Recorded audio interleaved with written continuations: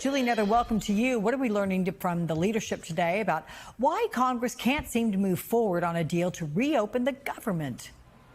Well, if you were on the conference call that Speaker Johnson held with his members this morning, or you had someone talk to you who was on it like I did, you will know that most Republicans are in unison behind Speaker Johnson in his decision to keep Republicans away from Capitol Hill and out of Washington until, in Johnson's words, Senate Democrats reopen the government. That's because in the lower chamber in the House, Johnson already passed his bill, a 7-week extension of status quo government funding levels. At that point, to keep the government funded. At this point, the conversation is about reopening it, and he is essentially daring the Senate, as is the Republican leader of that chamber, and daring specifically Senate Democrats to continue voting against a bill that, as you've covered, is leading to serious consequences for millions of Americans, whether you work in the federal government or not. In the meantime, though, Democratic leader Hakeem Jeffries in the House is continuing to call on Republicans to attach those health care provisions that you see right there on your screen, most notably the extension of the Affordable Care Act subsidies, which expired this year, to any deal to reopen the government. Republicans are playing hardball. They are in the majority, but they do need Democratic votes. Take a listen to what Jeffries said, and then on the back end, you'll hear from Speaker Johnson.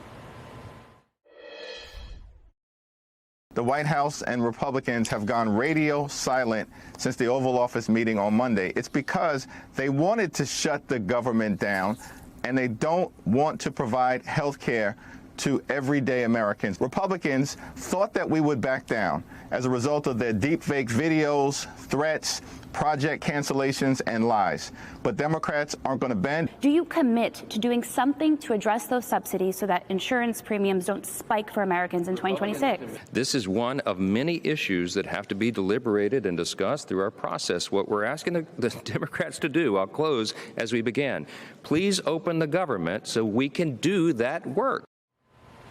That is not an acceptable answer for Democrats. I pressed Chuck Schumer, the Democratic leader in the Senate, about it, and he said Johnson's not even here. His members aren't even here, and they refuse to negotiate with us. Schumer's right about one thing. Johnson is not looking to compromise. He reiterated that again on the phone call this morning.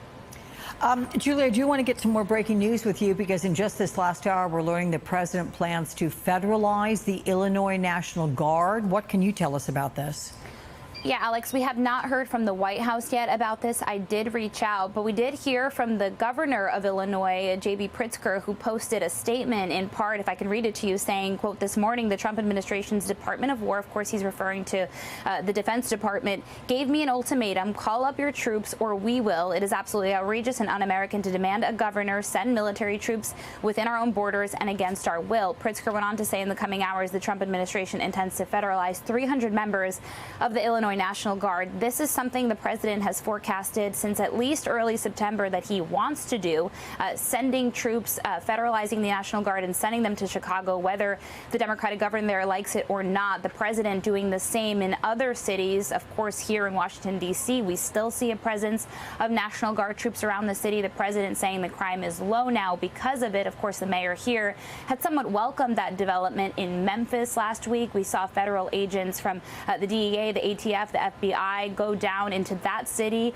to try and help crime there. The Republican governor of that state accepting it, as are some residents. But in this case, in Chicago, in Illinois, you have the governor there saying, we've got this under control. We don't need your help. And the president seemingly going around that. But again, we asked the White House to confirm this. We don't have it confirmed yet from their end. But according to Pritzker, that is the conversation that took place between the Pentagon and his office this morning, Alex.